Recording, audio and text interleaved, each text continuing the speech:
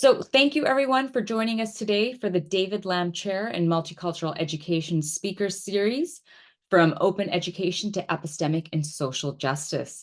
This is the second talk in the series, and it will be delivered by Jasmine Roberts-Cruz. I'm so excited to have her here with us today. Before we begin, I would like to acknowledge that UBC's Vancouver Point Grey campus is situated on the traditional, ancestral, and unceded territory of the Musqueam people. I would also like to acknowledge that you are joining us today from many places near and far, and acknowledge the traditional owners and caretakers of those lands. And I hope that the focus of this series on social and epistemic justice provides a way that as educators, we can redress the epistemic and social injustices by identifying how our educational systems privilege dominant epistemologies and pedagogies, while disadvantaging and challenging the testimonial credibility of others. And as reflect on this land acknowledgement, I hope that thinking through epistemic and social justice, we can think of ways to also better embed Indigenous knowledge, perspectives, and understandings into the work that we are doing. So, as a current David Lamb Chair in Multicultural Education, and for this series From Open Education to Epistemic and Social Justice, my goal is to help develop SOTL research, open educational practices, and materials that are by and for the benefit and empowerment of non-privileged learners who may be underrepresented in educational systems or marginalized in other contexts. And that last part is a quote from Sarah Lambert. If this is something that you're interested, I'll put my contact information into the chat. Please do get in touch with me, as I would love to connect with you, develop a community of practice as we engage in this work further. And I have one last talk that's coming up next week, April 3rd, with Sukaina Walji on reimagining assessments for social and epistemic justice through the lens of open pedagogy. And I will share the registration information with that. And finally, let's get to today's speaker. I'm so excited that we have Jasmine Roberts-Cruz with us today. She's an educator, speaker, writer, and strategic communication professional.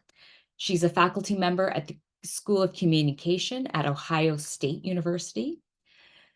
Jasmine Roberts-Cruz advocacy work centers on the experiences of people of color, women, and queer communities. She also serves as a member of the Ohio State University's President and Provost Council on Women, where she assists in creating policies and practices that advance women at the university. And along with all this amazing work that Jasmine Roberts-Cruz does, she is also a renowned open education leader. She advocates for education ecosystems that are accessible, affordable, equitable, and inclusive to everyone, regardless of their backgrounds. And she's also the author of the highly rated, openly licensed book, Writing for Strategic Communication Industry. So without further ado, I will stop sharing my screen and give it over to Jasmine Roberts-Cruz. Thank you. Hello, everyone. Good afternoon. It's actually evening where I am at, but I am just so excited to talk a little bit more about, more specifically, I guess you could say the relationship between social justice and open education.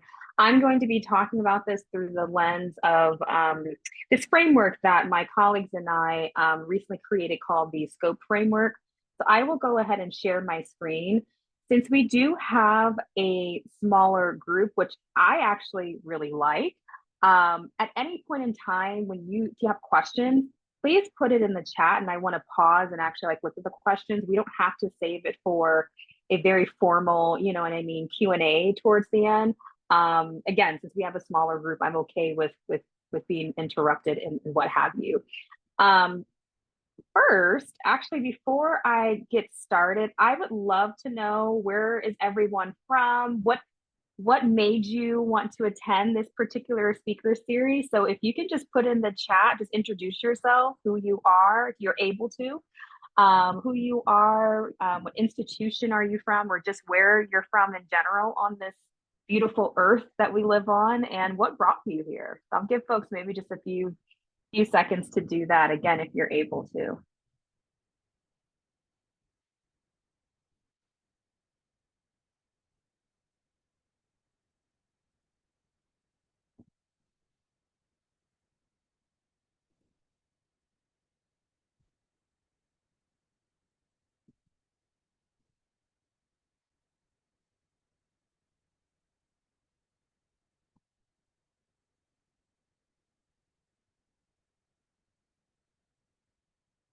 Give folks maybe a few more seconds. I know for me, it takes me kind of a little bit just to get things in the chat.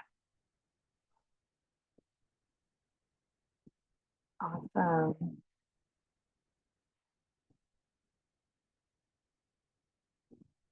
Oh, this is so great.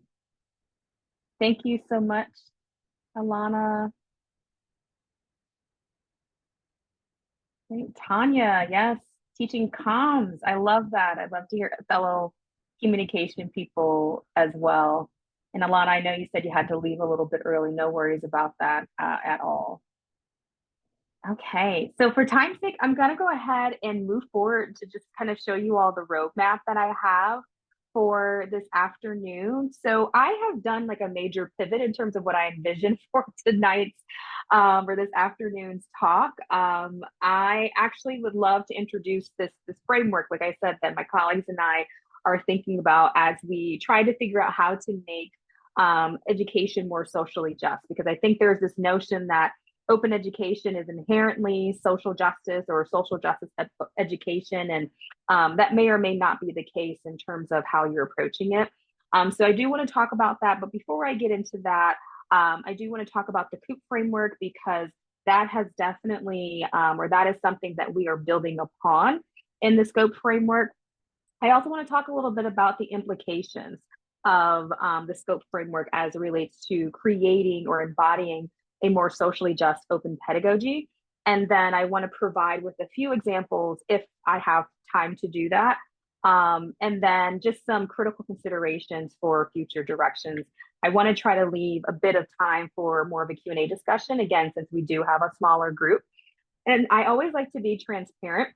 People, parts of this presentation, this talk, was delivered at the most recent OE Global conference, where we first presented the scope framework. So if you attended that conference, some of that might sound somewhat familiar in terms of what I'm going to be talking about this afternoon.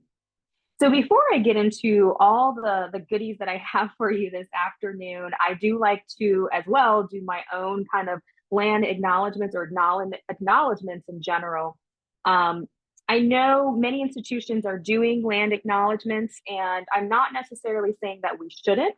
However, I have been listening to Indigenous peoples and really trying to make sure that I am doing land acknowledgements appropriately. I think sometimes in the West, land acknowledgements can kind of come across as performative, because we often don't talk about the action that should follow the acknowledgement. So I feel like until I personally am able to do that correctly, what I instead like to do is to show how universities and colleges, especially in the West and North America, still benefit from the theft of Indigenous lands. So the image that you see on this graph here, or not the graph, the presentation, it's from the Land Grab University project. And again, if you've heard me talk before, you know I like to introduce this very often. The Land Grab or University project is basically a project that shows how universities in the United States still, again, benefit from the theft or the expropriation of Indigenous lands to university endowments. And so we can see, for example, at my home institution at Ohio State University, located in Columbus, Ohio, which ironically enough, Columbus is the name of a brutal colonizer, how they still benefit from this massive transfer of wealth from Indigenous nations to universities. So just making sure that not only do we acknowledge the ancestral lands of Indigenous peoples, but really thinking about how do we become, or how are we allies towards Indigenous sovereignty? How are we actually supporting Indigenous peoples at our institutions, instead of just acknowledging the theft of their lands, essentially. And another acknowledgement that I like to do is a labor acknowledgement, specifically acknowledging the legacy of the transatlantic slave trade that had devastating effects on people in the North American context. Of course, I'm coming from a US context, and if we look at just how much this period in history has shaped the United States in particular, one of our public officials or elected officials in the United States was able to calculate that formerly enslaved Africans that were stolen from their homeland and brought to the United States, they worked over 220 million hours. And this is forced labor. This is brutal labor that they endured. And so that equates to about $14 trillion that is owed to the descendants of those formerly enslaved individuals. And I myself am a descendant of formerly enslaved peoples. I'm a descendant also of the Wolof and Sera people from Senegal, the Ubuntu people from the what is now known as the Democratic Republic of Congo, and the Igbo people from Nigeria. So I think it's important that we do these acknowledgments if we truly are talking about social justice in open education. So I want to go ahead and transition. It might feel like a kind of an abrupt transition here to talking about this framework that I think builds upon some of the other social justice conversations that we're having in open education. I'm really, really excited to share this new research framework. And I say research framework broadly, but I think some of what I'm talking about can be applied to open practices, to open pedagogy. So I'm talking about that a lot towards the end. So even if you're not doing research in open education, I still think a lot of what I'll be talking about has implications to some of your work, especially if you are really in this space. I also think this new research framework is helpful because I think it reflects a lot of the changes that we're seeing in open ed in terms of, the need to certainly talk about cost savings and affordability, but also to kind of move beyond those conversations and examine more deeply the implications of open ed, right? And so before I talk about the scope framework, I do want to historically situate us a little bit more. So the scope framework actually builds upon the COUP framework. And some of you might have even heard of the COUP framework. COUP stands for Cost, Outcomes, Uses, and Perceptions. I believe it was created in 2013, but don't quote me on that. I believe it was 2013, actually. So maybe you can quote me on that. And it's a framework that was helpful in examining the issues of cost, outcomes, use, and perceptions when we adopt OERs more specifically.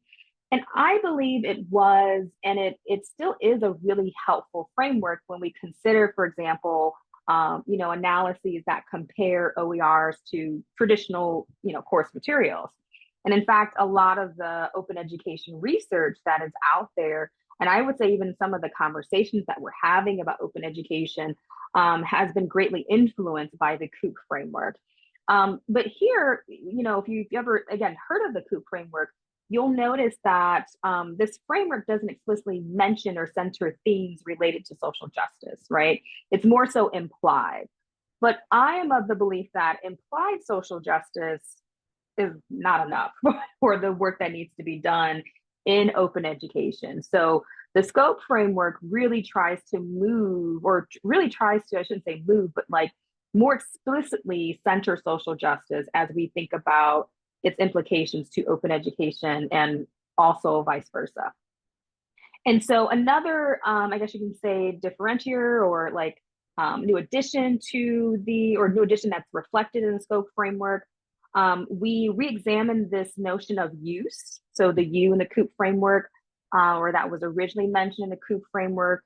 And we're seeing how can we get people to go beyond examining use and really talk about engagement, right? So now analyzing the engagement of OERs and open practices. So not just are people adopting OERs, are they aware of OERs, but how are they truly participating in open practices?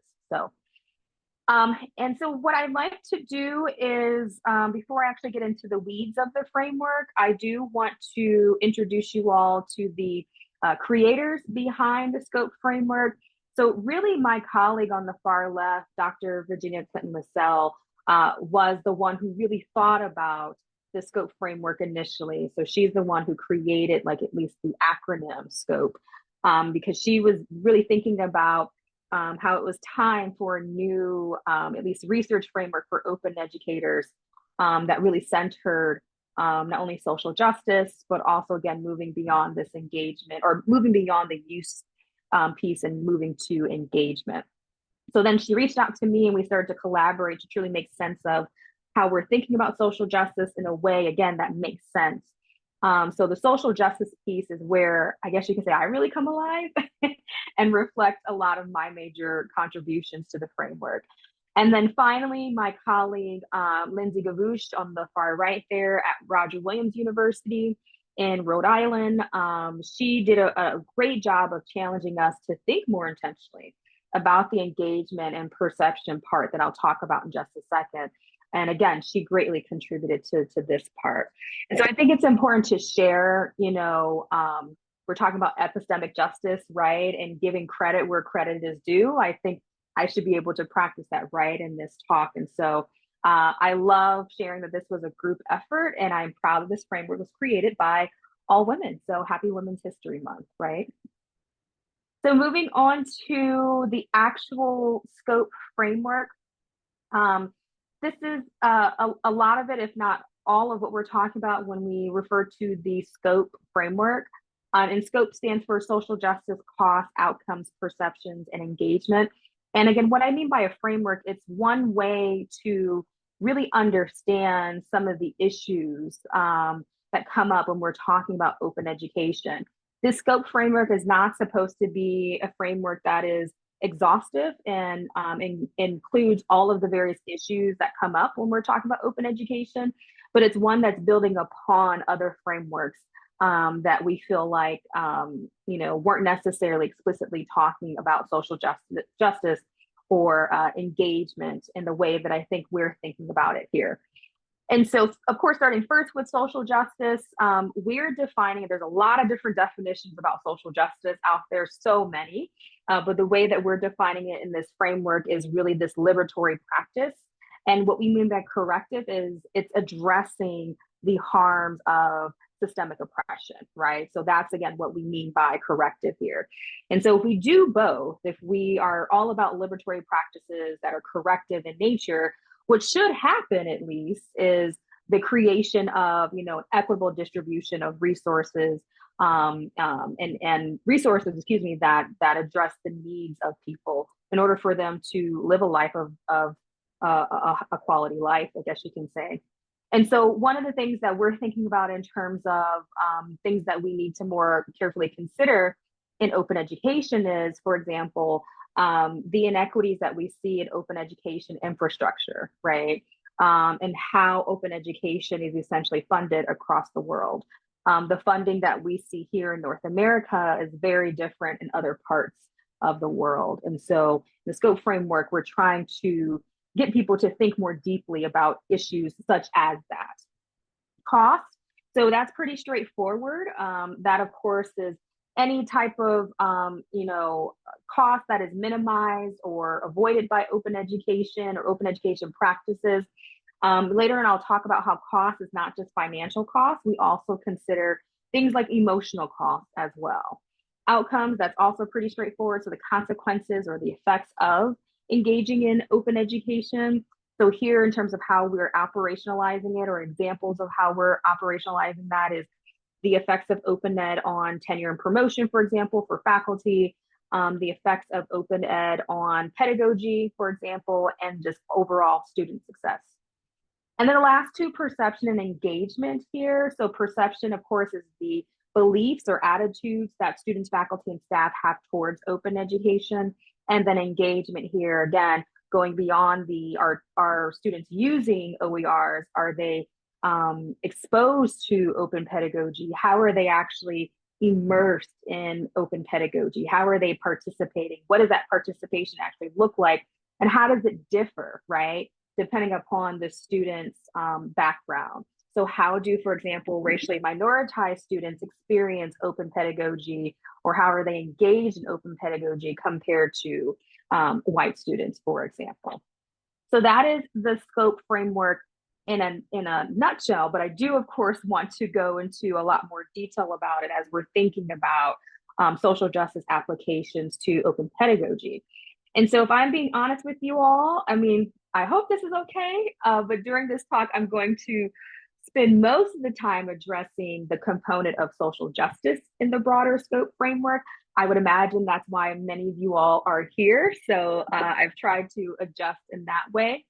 And so, of course, in open education, we talk a lot about um, you know how to address education inequities. Okay, but I'm of the belief that you cannot talk about educational equity without discussing justice.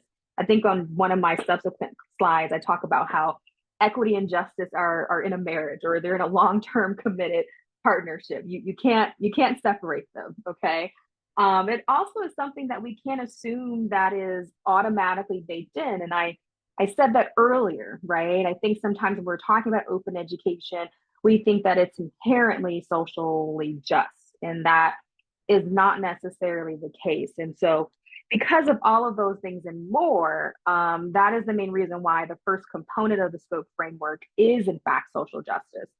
So I think by leading with social justice first, the scope framework really encourages us to engage in a more, I guess you can say, a more emancipatory approach, right? To not only open education research, but just open practices in general.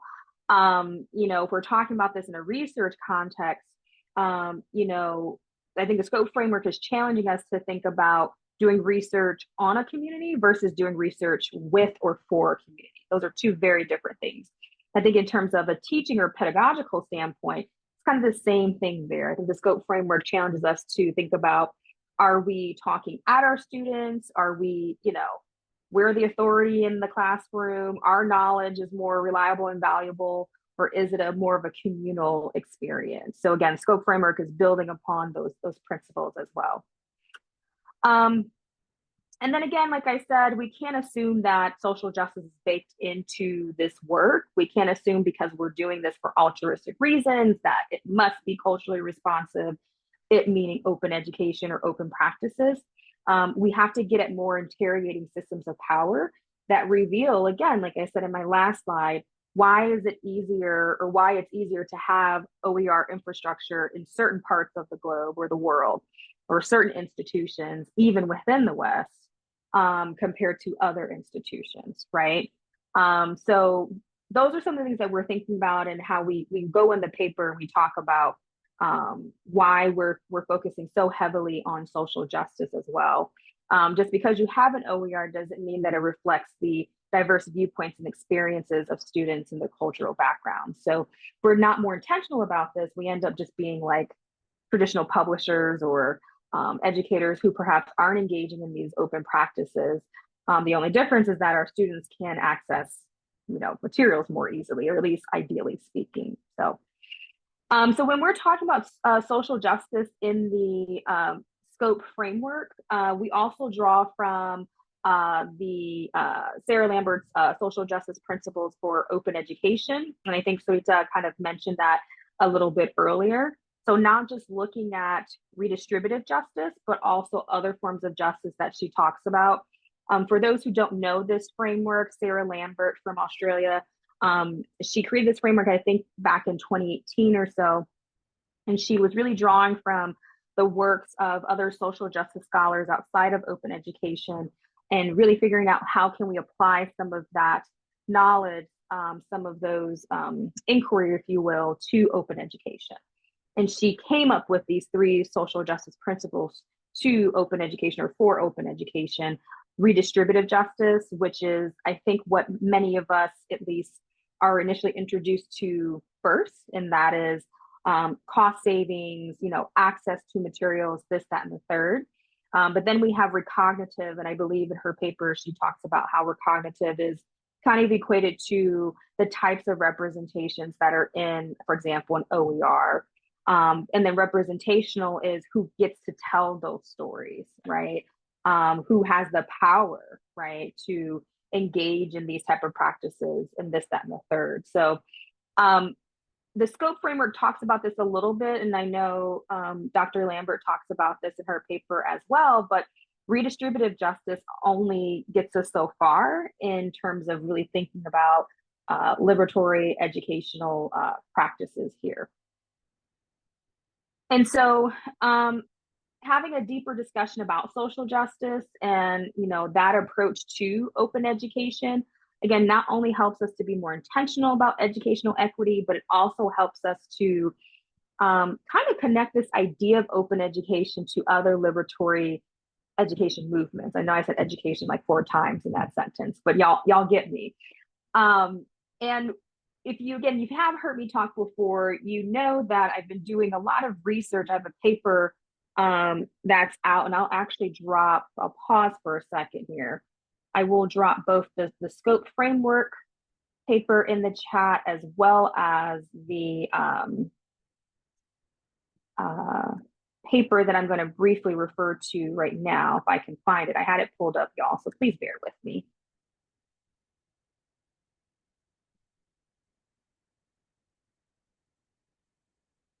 Okay, should be in there right now. But going back to this idea of not only will centering social justice help us to actually achieve our goal of educational equity, but it helps us to kind of recognize that this work has been done before, and that open education is not an entirely new concept in terms of the values of open education. And so some of the work that I've been doing the past few years is really connecting open values and open practices to Western Black feminist practices and pedagogy.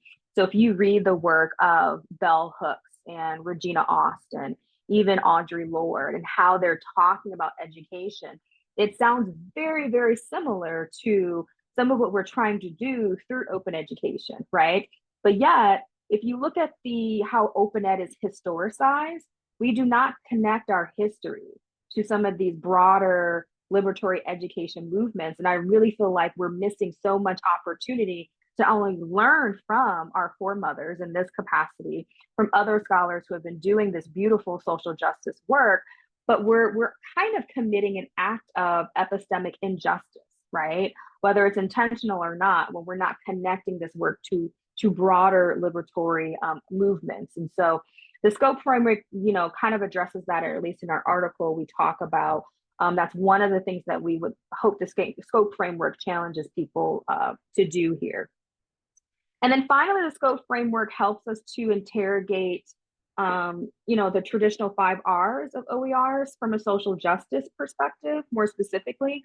So, of course, the 5 R's of OERs are retain, revise, remix, reuse, and I always forget the last one, redistribute. Okay? I think I said them all. I think the 5 R's was initially a very helpful framework in our understanding of the use of OERs, but it's not inherently rooted in social justice, right? So in this part of the paper, we draw from the work of Shannon Hollick, Kevin Adams, and Samantha Danick in particular. And they remind us that a social justice application of the 5 OERs would ask questions like, and I do have a quote here that I want to draw your attention to. It's not on the slide, but I'll read the quote. In their paper, they talk about, in what situation, quote, would altering OER content create or hinder liberation for marginalized communities as a whole? And a question of who has the power and access to, for example, retain, edit, redistribute, and or remix OERs?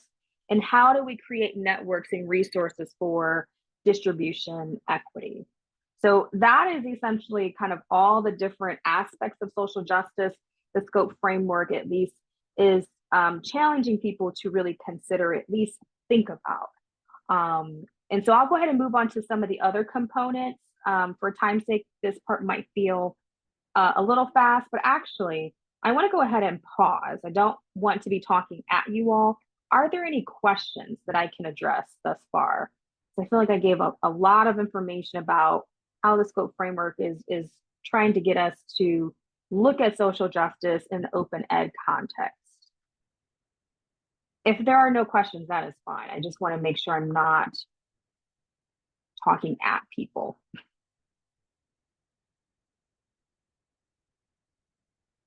Don't see anything. Okay, awesome. if you do have questions and they pop up in the chat, I will most certainly refer back to it. So moving on to the C in the scope framework, we talked about this, or I talked about this really, really briefly. Historically, when we talk about cost in open education, it's primarily focused on cost savings of OERs, right? And in this framework, we are more broadly defining it, or drawing from the work of Bliss and their colleagues, defining it as any cost that has been minimized or again reduced by open education, open educational practices, pedagogy, and of course OERs. And so historically, we know that a lot of the emphasis has been on, for example, financial costs when we're talking about um, um, open education. But the scope framework tries to consider other costs as well, such as emotional costs, right? So I think the example that we used in the article, we're encouraging people to consider, for example, I'm trying to think of the example that we use. Oh, yes, the potential anxiety that students might have about openly licensing their work or engaging in open ped projects, right? So I think we like to present open ped as, even though it's a kind of a squishy term, I think we want to present it as like a mostly, I guess I'm at a loss for words, but like positive thing or positive experience, I should say, for students and faculty. But that may or may not be the case for students, depending upon how it's presented. And I would argue the same for faculty as well. So what is the cost for some faculty in terms of disrupting this role that they have in the classroom for an open ped project? Is there any cost to this, right? So those are some of the things that we're trying to consider in the scope framework. We're also trying to consider like things like cognitive costs of open ped projects. So the example that we have there is like cognitive load. So open ped projects are really great, or at least they can be, but there could be a lot of unintended cognitive costs due to, for example, not having a clear direction about the project, right? Or how to exactly do this. Sarita and I were definitely talking about this before. Like, again, these discussions about open ped projects, they sound great in theory, but like, what does this actually look like?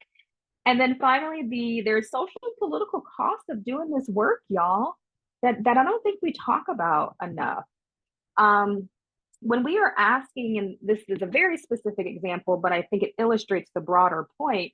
When we are asking, for example, faculty to engage in open practices, whether it's to openly license their work, engaging again in open practices in the classroom, even embodying open values, I know our intention is altruistic. I know our intention has an equity and even justice, what I'm trying to say, goal to it. But depending upon the faculty member, depending upon the student, there's differing risks to engaging in open. I wish we would talk more about the risk of open, right? And I know we might not like to, but there are. So if we're considering this in terms of for faculty of color, both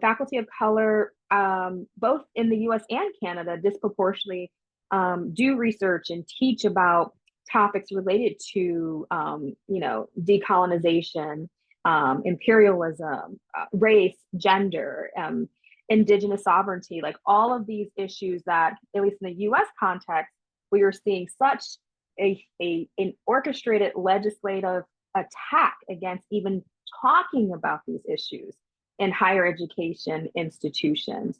And so when we're asking faculty to engage in open, especially faculty of color, when they are not protected by their institutions, even when they're doing this work in a closed setting, we are asking, for example, faculty of color to engage in something that could be very, very risky, right? I've shared my own story. So kind of going on a tangent here, earlier last year, I think it was February 2023, I was invited to do a keynote for an open education conference in the US South. I still am hesitant to name that conference because I am a non-tenure faculty of color at a large institution in the US. So I don't know if I'm protected if I name this conference. But I was invited to be a keynote for this conference, and I sent in the title of my talk, The title of my talk happened to have reparative justice in it because if you look me up anywhere on the internet, you know I talk about justice. And I was actually uninvited from to be the keynote for that conference simply because I had the phrase reparative justice in the talk. And so there are consequences of doing this work, and those consequences, those risks, those costs differ depending upon one's background, differ depending upon systems of oppression, right? And so I just wanted to make sure that that's clear, that when we're talking about cost, we shouldn't just talk about cost savings. We should also talk about the cost of doing this work as well. And then moving on to other elements within the scope framework outcomes, I'm going to kind of go through this not quickly, but a little faster than cost. We know this as, academic outcomes, or at least we've historically defined this as academic outcomes. So again, what is the impact of OER or the use of OERs? What kind of impact does that have on student success, student academics, performance, all that good stuff? And we, some of us know of studies that show that the use of OERs among students either have the same impact or better impact on their grades, or at least a few meta-analyses show that. I know there's a couple that's, I wouldn't say showing something different, but some people are more critical of some of those findings. But we also know that the quote unquote positive outcomes of using OERs are particularly pronounced for first generation students who, disproportionately deal with the ramifications of systems of oppression. And so in the scope framework, we encourage people to consider faculty outcomes, right? And the impact of creating OERs or engaging in open practices, what kind of impact that has on them. So for example, how does the use of OERs and other open practices enhance their pedagogical skills or enhance their ability to create culturally responsive materials? And I can relate to this a lot in terms of my own experience creating an OER, which I can't believe was almost 8 years ago. But I just remember creating an OER really made me think of, in this order, what kind of human being did I want my student to not necessarily become, but what kind of human being did I want to leave my classroom at the end of the semester? What kind of skills or ways of knowing would help to support that? And then finally, what kind of content would encourage that process? And so that's kind of how I thought about it when I was creating an OER. Whereas with some of these other traditional publishers and the players in those arenas, if you will, I always say this to people when they're talking about this, they're marketing convenience to educators, right? What essentially creating an OER for me did, it made me a better educator. It made me think about these critical questions that we need to ask about our experience in the classroom as faculty members, and not, necessarily think about education and the way that we engage in it as how can it be as convenient as possible. So all that to say, we're looking at these outcomes, the impact of open values, open practices on faculty as well. And then the second to last component of the scope framework, perceptions, that's obviously pretty straightforward. So again, just the general attitudes or beliefs, opinions about open education practices, values, and of course the use of OERs. Historically, a lot of the research has looked at student perceptions of OERs. And then I know there was one study a few years back that found that students had more favorable perceptions of faculty who use OERs in the classroom compared to those who did not. And so the scope framework really encourages us to take a more nuanced approach to this and perhaps consider, for example, the perceptions of racially minoritized students compared to students racialized as white. What about administrators' perceptions? What about the perceptions in, institutions in the global South compared to the global North? The scope framework also really encourages people to think about what are the social, political, institutional, and cultural factors that shape those perceptions. And then finally, engagement. So we are drawing on the work of Tlagast and their colleagues. And we, again, wanted to go beyond the use component of the original scoop framework. And we really want people to consider how students, faculty, and staff are fully participating in open practices. So the scope framework might help us to consider, for example, what kind of strategies do students employ when they're engaging in open ped practices. And so this framework also helps us to maybe think about, what is the engagement level like for first generation students in open ped projects or when they're using OERs compared to continuing generation students when we are discussing the broader adoption of OERs in the classroom. So that is the more detailed version of the scope framework. I do want to just pause here and look at some things in the chat. Danielle said, thank you for being critical of open pedagogy. Openness in itself doesn't support learning. Neither does collaboration. Open pedagogy needs to be based on effective instructional design. I love that comment, Danielle, because in the scope framework paper, I think that is actually a limitation of this framework. We don't talk enough about the role of instructional design in these conversations. So I'm so glad that you brought that up because that's a critical piece that I think is missing in a lot of these conversations. And then Veronica said, I hear that. I think to some extent, commercial publishers are also marketing time to faculty under circumstances when our time is being stolen, absolutely, and reallocated into revenue generating activities. Thank you so much for that, Veronica. It's tough because on one hand, obviously as a faculty member, I understand like that is a need. Like, yes, I want this to be as not easy as possible, but I guess I will use the word convenient as possible. But convenience does not necessarily translate into, for example, being a better educator, right? And so that's something I've thought about a lot. And then in terms of an open ed, like how do we differentiate ourselves, right? When we have this convenience factor as well. So. One other thing that I wanted to add before I get into some of the examples that I wanted to share with you all, with this scope framework, y'all, I said this at the Open Education Global Conference, and I'm going to say this to you all this evening. I know I presented these categories, these components as like nice little neat categories. They're siloed, and no, please do not approach what I'm saying as that. We are definitely not trying to do that in this framework. So there's a lot of overlap between some of the various different categories that I just talked about. So for example, I discussed in a lot of detail the cost specifically for marginalized people. So the example that I used was the social, career, and political costs for faculty of color when they're engaging in open, right?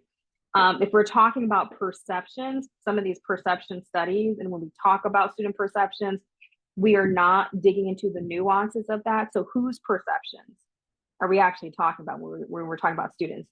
Or is it students who come from historically privileged backgrounds, who have dominant epistemologies, right? So the scope framework also, at least we're hoping that it gets people to kind of think about those type of intersections.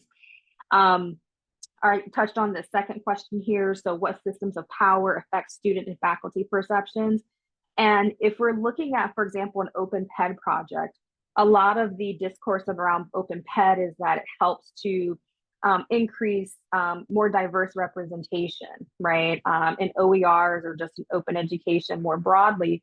And while I definitely agree with that, if you are in a classroom setting and the goal is for this open ped project is, to diverse, I don't know, an open textbook of some sort, that could put a lot of pressure on the one or two student of color who's in your classroom. Like they have to be the quote unquote diverse representative for this open ped project. And so those are some of the other things that we hope people think as they're going through this framework a bit. So of course, I tend to do this, y'all, when I'm like, going through my talks. I'm like, oh, it's gonna be an hour. I'm gonna do. I've talked for too much. So I do have some examples that I want to share. I'm gonna skip this um, first example. Examples meaning like how can we look at some of these open ped projects through the scope framework. I'm going to skip this one just for time's sake, but it's not actually an open ped project. It is not just, but it's an OER textbook that was, I think it was a remix project from a professor from San Mateo Community College in California. I actually just spoke at their institution, and I wanted us to kind of go through like what would this project look like if it was an open ped project through the scope framework. But again, for time's sake, I'll go ahead and skip that. To show a more explicit example of open ped, I'd like to move to what I think is a more relevant example in terms of the Canadian context. So I absolutely love this project from Professor Mohammed, who is a professor in the criminal justice department at the University of Regina. And to describe this project in their own words, and if they're on, oh my gosh, I really do like this project. If they're not on the call today, that is fine. I hope they see this. But in their own words, they describe the project as one that emerged from their undergraduate students' final assignment in their class. The class is titled An Advanced Seminar in Criminal Justice within the Department of Justice Studies at the University of Regina. And so this book, as they say, but again, literal direct quote, this book focused on decolonization of multiple justice related areas such as policing, the court system, prison, restorative justice, and the studies of law and criminology, criminology. So this is quite likely one of the few student-led book projects in Canada covering the range of decolonization topics. And they go on to say that there were 10 student authors that explore the concept of decolonization in law, policing, prison, court, mental health, transitional justice, and restorative justice. And so some of the topics they discuss in the textbook, and by they I mean the student authors, include how, quote, the settler colonial state affected, how the settler colonial state, affected marginalized folks, how it criminalized certain groups, and how this also influenced our understanding of criminology. Another student, I think, examined the impact of colonialism on court systems and their potential for decolonization. And so I like this example for a variety of reasons. Number one, it is an amazing example of socially just open education.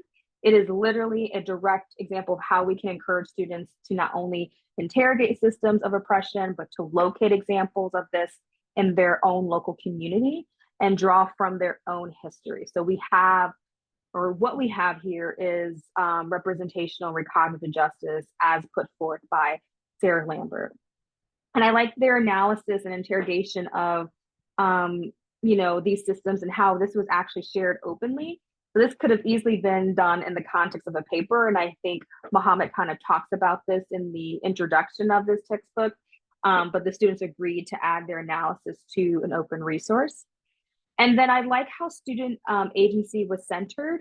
While I'm unaware of the scaffolding process of this open ped project, I do recall that Mohammed did not require students to openly license their work, right? So essentially, the students had a choice in whether they wanted to openly license their work. So again, I think this, I strongly believe actually this is a very explicit example of socially just open pedagogy, if you will. And so for time's sake, I am also going to go past this example here by my wonderful colleague, Dr. Heather Maselli.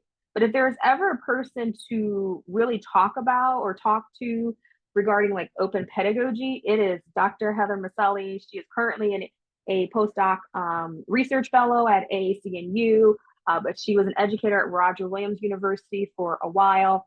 And she has done some really, really great work on the intersections between justice, equity, and open ped. One of the projects that she's known for in terms of open ped is encouraging non-science majors to basically write content for other non-science majors. And so they created openly licensed websites that they built upon from the work from students from previous semesters, is what I'm trying to say. So I was going to go through her entire scaffolding process because I think it's important to be transparent about that. She and I kind of talked about that. But I will, if I can find it while we're on the call here, I can drop a talk of hers where she kind of talks about how she did that, because again, I think it's very, very important to talk about what this actually looks like. And so I like to also, I know there are some people who have varying different levels of knowledge and experience about open ped projects.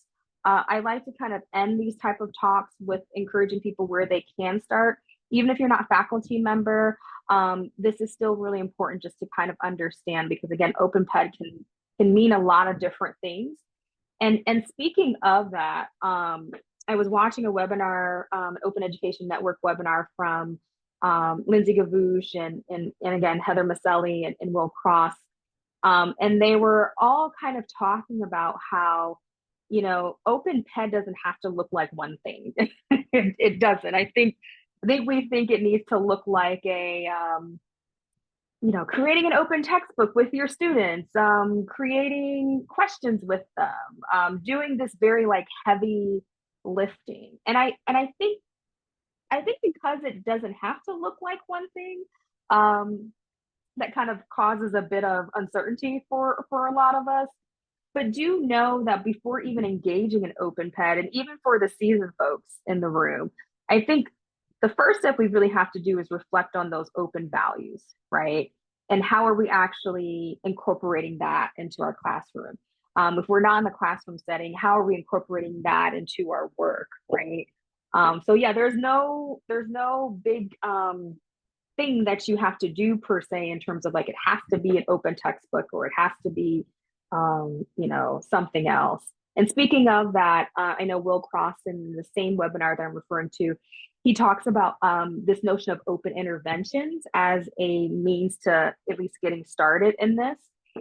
So things like an open syllabus, using more open language, right, in your materials and in your syllabus is a way of engaging in open practices that could lead to more of a higher level open pedagogy project. And then if you are at that point where you're like, okay, yeah, I want to actually engage in this in terms of an assignment, one of the things that Heather Maselli talks about is really starting small first. And again, building from there. And so one of the things that we can do is, for example, inviting students who come from historically underrepresented backgrounds to participate in this process. But again, how do we do this without it towing the line of tokenism, right? And then along that note, my last point here, or second to last point, I know Rajiv talks about this a lot in some of his talks. Robin DeRosa talks about this as well. But we have to make sure that agency is centered when we're talking about open ped. I think I could be actually not saying this correctly, but I believe Rajiv said something to the degree of open without agency is essentially exploitation, right? And so we don't want to engage in that type of practice when we're talking about open ped. And then finally, Mahabali talks about this a great deal in terms of when we're engaging in open ped projects, be very intentional about whose stories and whose voices that you are centering or that are represented, right? So if we're just, again, reproducing dominant epistemologies, the only difference is that we have an open license on it. Okay. But yes, I think I'm gonna go ahead and shut up, y'all.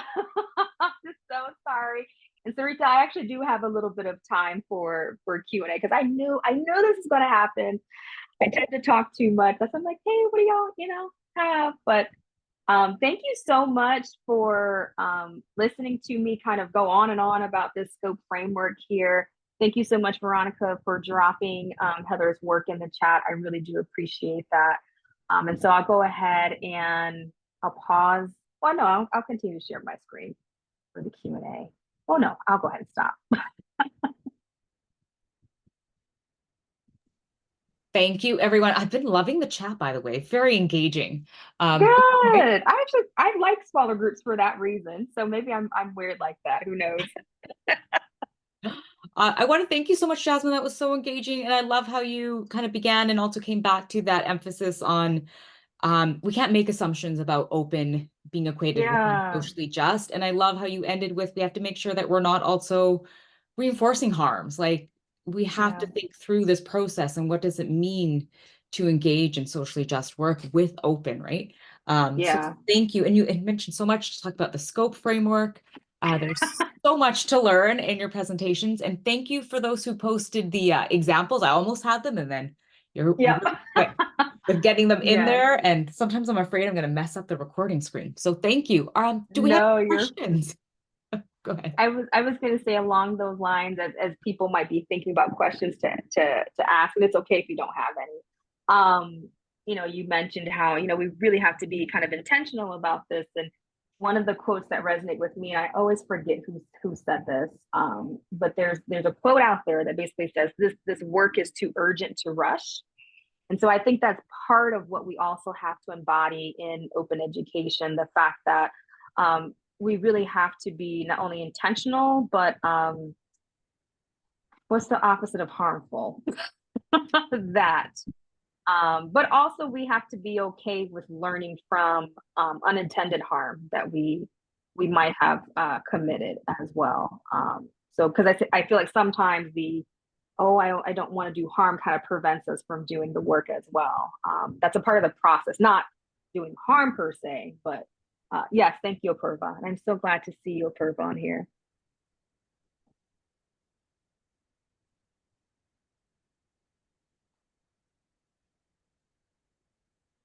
Any questions that are coming to mind? And no pressure as well. Veronica, no, it wasn't the Rest is Resistance group. Even though that's my jam, man, Rest is so for those who are unaware of Rest is Resistance, I literally have the like note, like the little cards here. So Rest is Resistance is a book created by Trisha Hersey, and um, it's basically this I don't want to call it a framework, but for lack of better words, a framework that really interrogates how capitalism has created this um, unhealthy hustle culture, basically. So productivity culture. It has positioned human beings to feel like they're machines as opposed to human beings, and how that affects our spirit, basically. And so her call is for us to literally rest, take a nap as a form of resistance. And so it's a beautiful, beautiful book. She also has something called the Nap Ministry, and how her naps are actually a part of liberatory practices. And so the card deck that I just showed you all is just kind of like little reminders for you. So, for example, I'm going to pull out one. I know I'm kind of going on a tangent here. This one says, "I will do less, watch me thrive." Right. So this notion that we have to do more and more and more to prove our worth. We have to do all the things, right? And Trisha Hersey is saying, like, no, actually, we can just sleep. Like our life is not about produce, produce, produce, output, output, output. And it's actually a very beautiful, beautiful book. And it's based on a lot of Black liberation, pedagogy thought. I know she's drawn from womanist traditions as well. So yeah.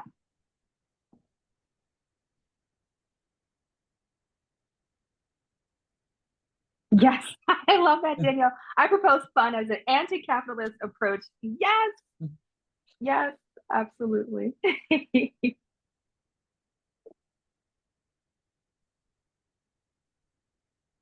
Well, if Purva, yes, here's to more rest and play for all of us. It's something that I'm unlearning and relearning in terms of. Sorry, I keep touching my AirPods. They keep falling out, but it's something that I'm learning and unlearning as well. it's hard when the society tells you something completely different. It really does. So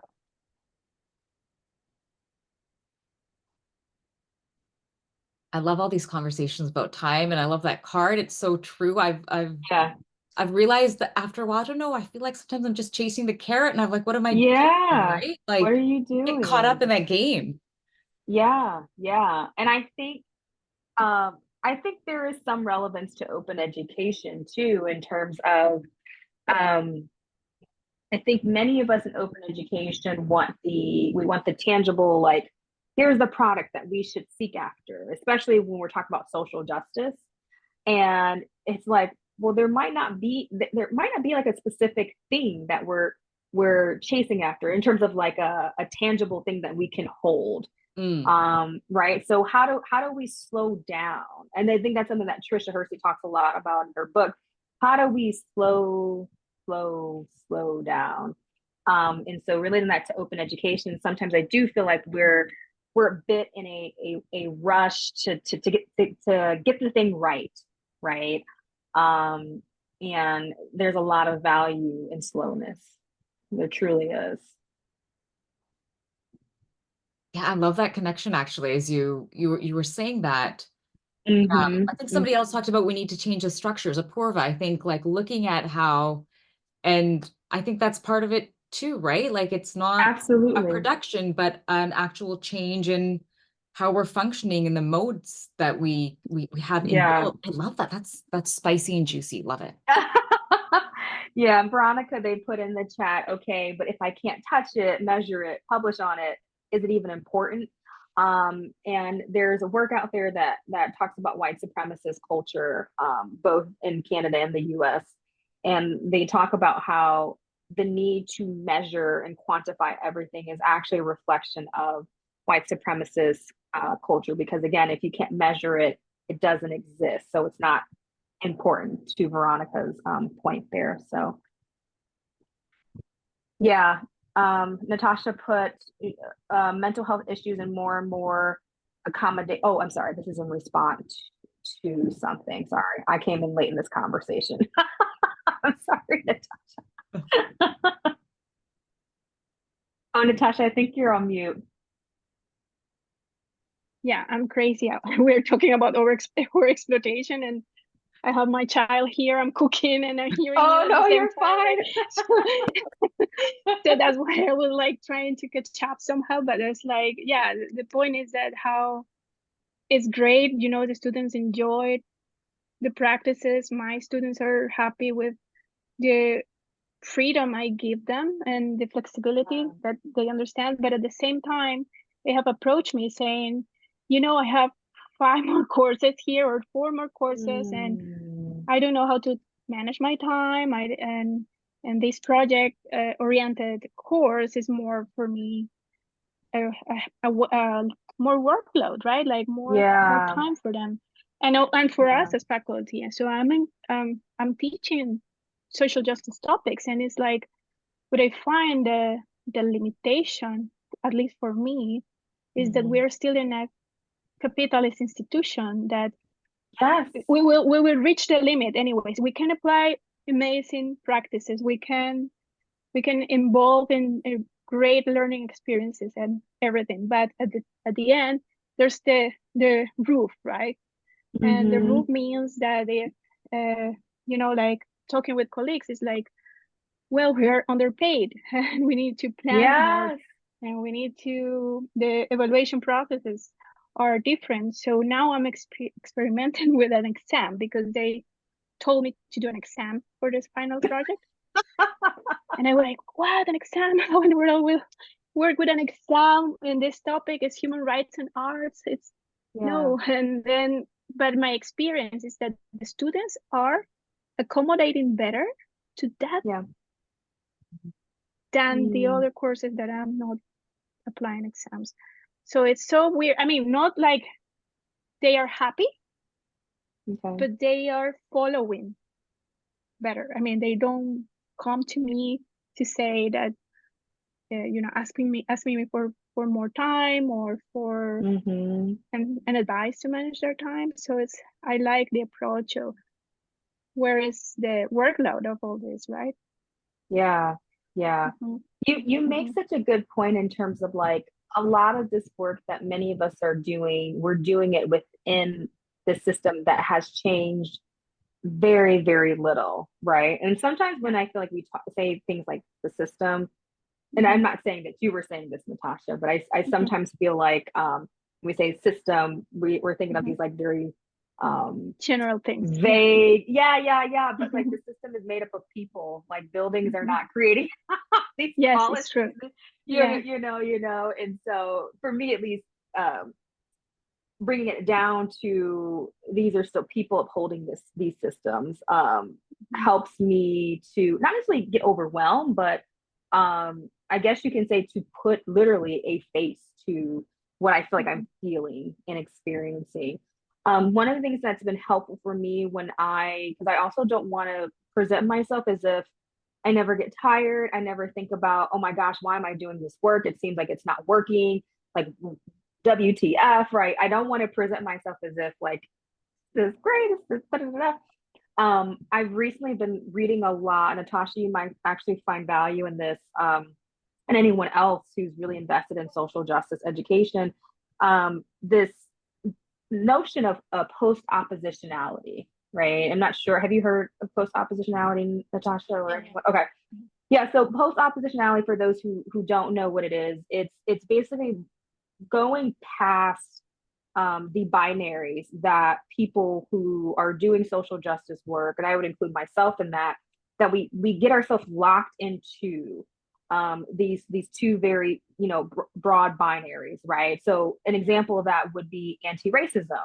There's nothing Yeah. wrong with anti-racism, but the notion is like if you're not anti-racist, you are racist or you're upholding racism. And I think there is a lot of value and to a certain degree, some truth in that. But post oppositionality challenges us to look at, it's kind of like resistance and like what Mhm. comes, like resistance and dot, dot, dot, dot, dot. Mhm. The cheesy analogy, because I talked about this at the Open Ed conference last year, the cheesy analogy that I gave, but I guess it was helpful is, when you look at a tree, you see the branches, right? They're pretty obvious, but what you don't pay attention to is the air or the Mhm. wind that's between the branches. And that's what post oppositionality is. It's like, how do we move through these systems? Because when we are just moving against, we find ourselves still locked in these same binaries. And that contributes to just this overwhelming sense of fatigue and even, I would argue, despair.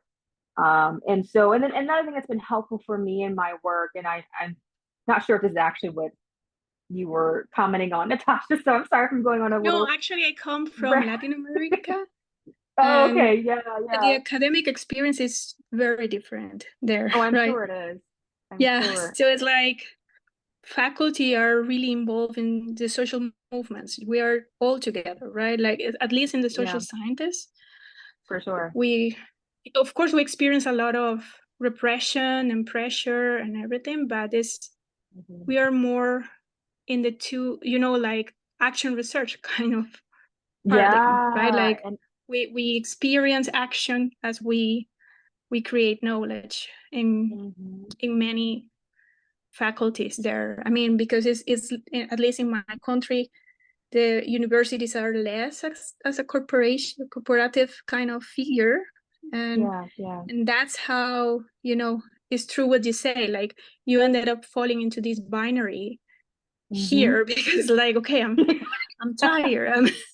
I need to do something. We need to organize. We need to go there Yeah. and probably strike or whatever. I don't know, but Hmm. it's somehow yeah, it's somehow I understand what you say, and it's good to as a reminder for me too. Yeah, Hmm. yeah. It's Thank you. hard. It's hard Yeah. though. And another thing that's been helpful for me is giving myself grace and understanding that while I'm interrogating these systems and I'm doing, I feel like, good work, that doesn't absolve me from how these systems have affected my way of thinking and how I'm approaching this work, you know? And so going back to rest as It's hard. resistance, the whole slowing down has helped me to really stay in that space of grace. Yeah. for sure. Thank you. Thank you. Of Thank course, you. of I'm course. joining this as much as I can. I need to Oh, see no, if you're the fine. Yes, super is absolutely. burned, but I'll be here. Awesome. Thank you. Tanya put in the chat, binary thinking is so colonial. Oh, and that they love the tree analogy. And thank you. And then Veronica, they put in the chat to Natasha's point about exam courses versus non-exam courses. In the courses where I've transitioned more to projects and exams, the change has been so helpful. It's much easier to help students shape up their work than focus on trying to figure out what I want to make their work perfect the first time. We're communicating with / fighting about small points after the work has been scored, for sure. Absolutely, Veronica.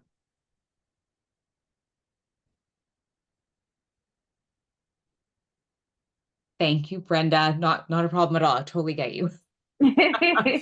Got my kids upstairs making some ruckus. Oh no.